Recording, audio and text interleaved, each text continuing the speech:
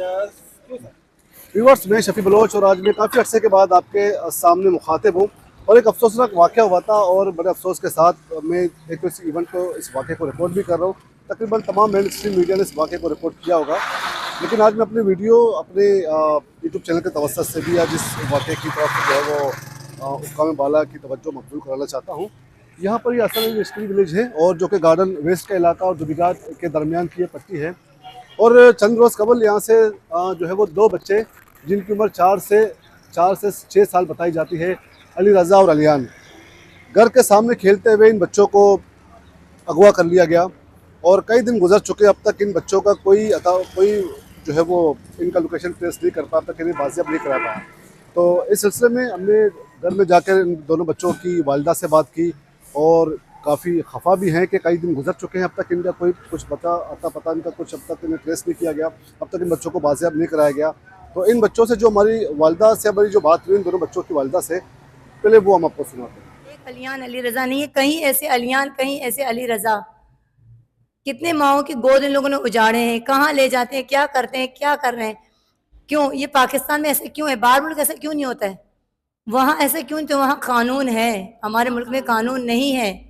हमारे मुल्क में यहाँ के बस अपना सोचते हैं, अपना सीट बनाते हैं, बस यही है।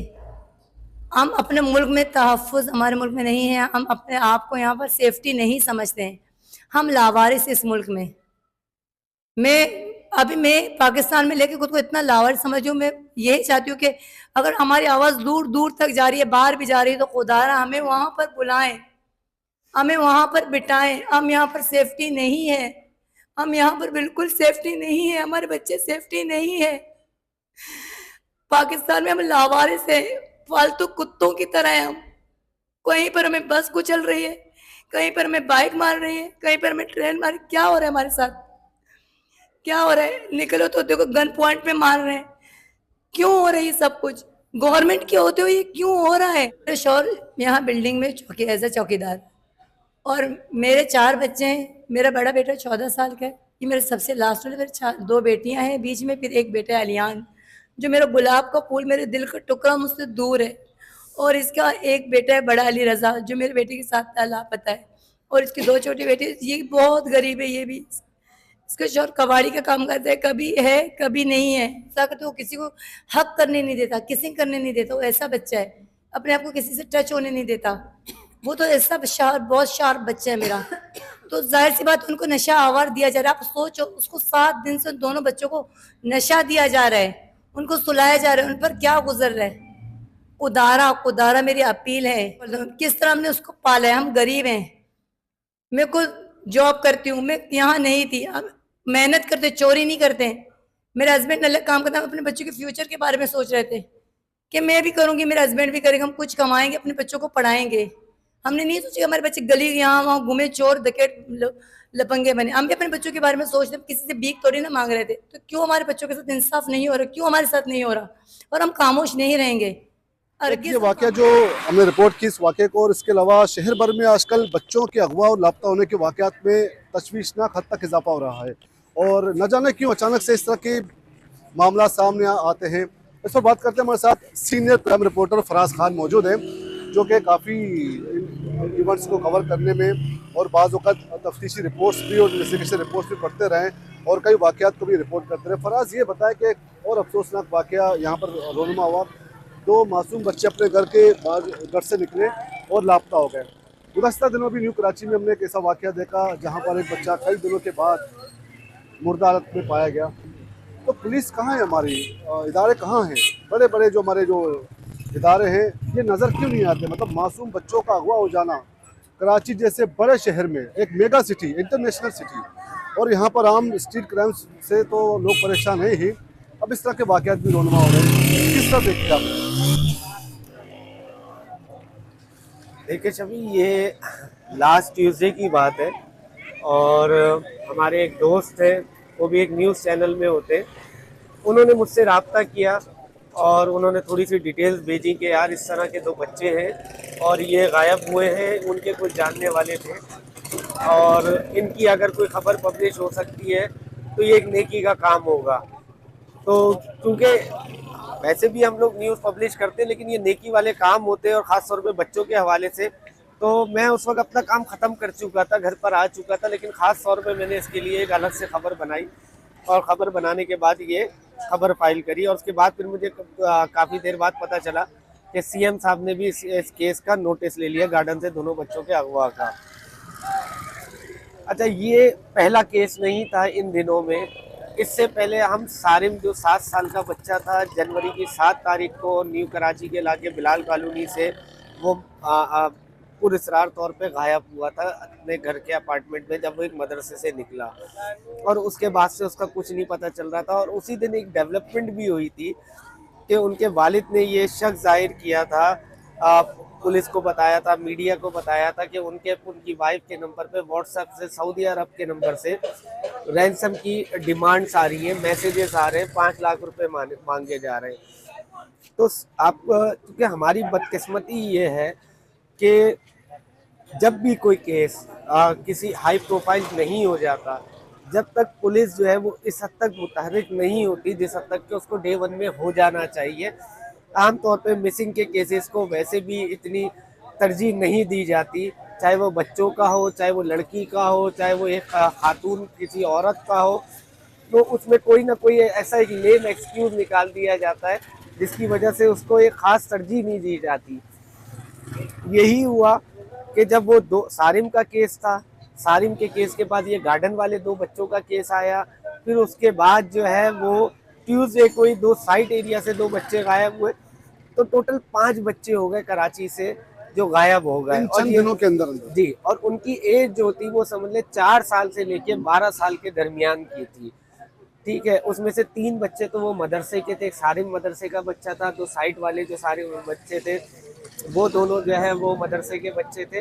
ये दोनों बच्चे स्कूल के बच्चे थे, लेकिन ये मदरसे से गायब नहीं हुए, और लेकिन ये घर के पास खेलते हुए। और आपने देखा कि घर बिल्कुल ही छोटे छोटे से इन लोगों के घर बने हुए, कच्चे पक्के घर बने हुए और रोड पे ही बने हुए, और बिल्कुल बराबर बराबर इन दोनों के घर है। और घर के बाहर आपने देखा कि बिल्कुल एक आबादी वाला इलाका है, ये कोई ऐसा भी नहीं है कि गुंजान आबाद इलाका हो जहाँ पर कोई किसी की आमदोरफ्त का सिलसिला ना हो, और ये कोई रात के अंधेरे में काम हुआ। ये कोई इतना मुश्किल काम नहीं था, बहुत आसानी से ये काम किया गया है। तो यकीनन कोई ना कोई ऐसा यकीनन होगा जो बच्चों को बहला फुसला के, जैसे कि उनकी वालिदा ने अभी बताया कि उनका बच्चे को उन्होंने इतनी इस हद तक ट्रेन किया हुआ था कि वो किसी को टच तक नहीं करने देता था, शोर मचा देता था। तो इस दौरान अगर हम देखें कि अगर इतना हाईली ट्रेन अगर किसी बच्चे को इस इतनी आबादी के अंदर से किसी को अगवा करके ले जाना कोई आसान बात नहीं थी, तो यकीनन इसका मतलब ये है कि जो कोई भी था वो जान पहचान का था, जानने वाला था, जो उन बच्चों को बहला फुसला के यहाँ से इजीली लेके गया है। लेकिन अफसोस की बात यह है कि 5 बच्चे गायब हो जाते हैं। 2 बच्चे वो साइड एरिया वाले इसलिए मिल गए कि वो बच्चे अपनी मर्जी से अपनी खाला के घर चले गए थे, लेकिन 3 बच्चे मिसिंग थे। एक बच्चे की बॉडी मिल गई है सारिम की, कल बॉडी मिल गई है। आज जो ये बच्चे अभी भी ताहाल लापता है, इनके बारे में कुछ नहीं पता, और अब इनका क्या होगा ये कोई नहीं जानता। लेकिन कल से जब से सारिम की बॉडी मिली है, जब से पुलिस थोड़ी सी अलर्ट हुई है, उन्होंने अपना जो है दायरा कार जो है वो थोड़ा सा बढ़ाया इन्वेस्टिगेशन का, और अब वो इस केस में मजीद तहकीकात कर रहे हैं। लेकिन अफसोस की बात यह है कि हमारे पास कोई ऐसा मेथड नहीं है इन्वेस्टिगेशन का। जब मिसिंग पर्सन्स के केसेस हो, खासतौर पे बच्चों के हवाले से, एक हमारे पास ज़ैनब अलर्ट है, लेकिन इसके अलावा हमारे पास पुलिस में कोई भी ऐसी एक्सपर्ट्स नहीं है, कोई ऐसी एक्सपर्टीज नहीं है, कोई ऐसा मैकेनिज्म नहीं है, कोई ऐसा मेथड नहीं है कि जब इस तरह के केसेस हुआ करें तो उन केसेस को हम उस मेथड पे जाके जो है वो इन्वेस्टिगेट करेंगे, और इन्वेस्टिगेट करके ट्रेस करके उन बच्चों को जो उनके वेयर अबाउट्स होंगे उनको मालूम करेंगे और उनको रिकवर करेंगे। हम वही इन्वेस्टिगेशन कर रहे हैं जो हर चीज़ की, जैसे हम इन्वेस्टिगेशन करते हैं क्राइम की, रॉबरीज की, मर्डर की, वैसे ही हम आज इन बच्चों पे भी वही तरीक़ेकार को अप्लाई कर रहे हैं। तो हर तरीक़ेकार हर चीज़ पे नहीं चलता है। तो हर चीज़ की, हर दवाई, हर बीमारी की जब एंटीबायोटिक अलग होती है, मेडिसिन अलग होती है, तो इसी तरह हर केस के लिए जो वे ऑफ आपका इन्वेस्टिगेशन होता है, आपका जो इन्वेस्टिगेशन का मेथड होता है वो डिफरेंट होता है। उसके लिए आपके पास अलग से एक्सपर्ट होने चाहिए, जो कि हमारे पास नहीं है। अच्छा फराज, पिछले दिनों चूंकि आपने रिपोर्ट्स की हैं, कुछ गैंग्स पकड़े गए थे कराची में बच्चों के अगवा में जो मुलविस थे, तो पुलिस ने उस तफ्तीश को आगे क्यों नहीं बढ़ाया? हालांकि बिल्कुल ये बात साबित हो चुकी थी उनके कन्फेशन के बयान से, जो कि मुलजमान गिरफ्तार उनमें जो कुछ खवातीन भी थी जिनका ये कहना था कि वो शहर भर में जो जिस तरह के इलाके होते हैं बच्चों को अगवा करके लेके जाते हैं, चाहे पोश इलाके हों चाहे गरीब इलाके हों, वहाँ से बच्चों को वो अगवा करते रहें और भी उनके साथ कुछ मुलजमान मुलविस हैं। तो पुलिस ने इस पर क्या काम किया इस तरह के गैंग्स को? देखिए, ये पहली बार तो नहीं है ना कि कोई गैंग पकड़ा गया हो, और मोस्ट ऑफ द टाइम हमने ये देखा कि उस गैंग में खवातीन की इन्वॉल्वमेंट ज़्यादा होती है, और जो सारा काम होता है वो खवातीन ही कर रही होती हैं। यानी कि आप रैकी से समझ लें कि रैकी से या इंफॉर्मेशन से या टिप से लेके वो सारा काम खवातीन करती हैं। फिर वो आगे जो है वो बच्चों को पास करती हैं, वो आगे से आगे पास होते हैं, कहीं वो बिकते हैं, कहीं कुछ होता है। ज़्यादातर ये केसेस हमने देखे हैं हॉस्पिटल्स में होते हैं, जो न्यू बॉर्न बेबीज होते हैं उनकी किडनैपिंग होती है, उसमें बुरके वाली औरतें शामिल होती हैं जो किसी बहाने से बच्चे को दूध पिलाने के या डॉक्टर के बहाने से बच्चों को लेके जाए जाती हैं। ये कोई पहली दफ़ा का केस नहीं है, लेकिन अनफॉर्चुनेटली होता ये है कि हम उस केस को इन्वेस्टिगेट तो कर लेते हैं, बच्चे को ट्रेस भी कर लेते हैं, जहाँ बच्चा ट्रेस होता है वहीं इन्वेस्टिगेशन भी ख़त्म कर दी जाती है, उसकी जड़ों तक नहीं जाया जाता, एक गैंग से दूसरे गैंग तक, दूसरे गैंग से तीसरे गैंग तक। वही वाली बात कि मैंने आपको बताया कि हमारे पास ऐसे केसेस को डील करने के लिए कोई स्पेशलाइज्ड सेल नहीं है।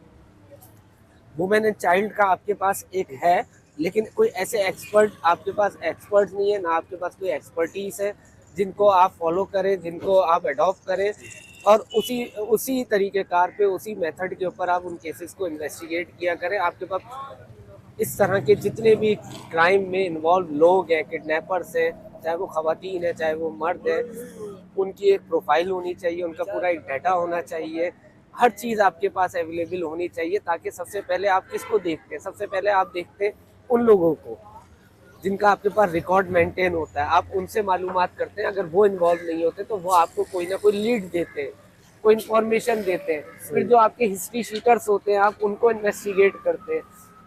फिर जो आपके करीबी लोग होते हैं, आपके घरों में काम करने वाले लोग होते हैं, मोहल्ले में आने वाला कबाड़िया होता है या कचरा उठाने वाला होता है, हम इन सारी चीज़ों को करते हैं, जियो फेंसिंग करवाते हैं, सीसीटीवी फुटेज जमा करते हैं, ये सारी चीज़ें करते हैं। लोग वालिदैन से बात करते हैं, उनसे कोई ना कोई क्लू निकालते हैं कि कभी ना कभी कोई ना कोई बात ऐसी हुई होगी, उनकी किसी से हुई होगी, या बच्चे ने कभी कोई ऐसी कंप्लेन की होगी।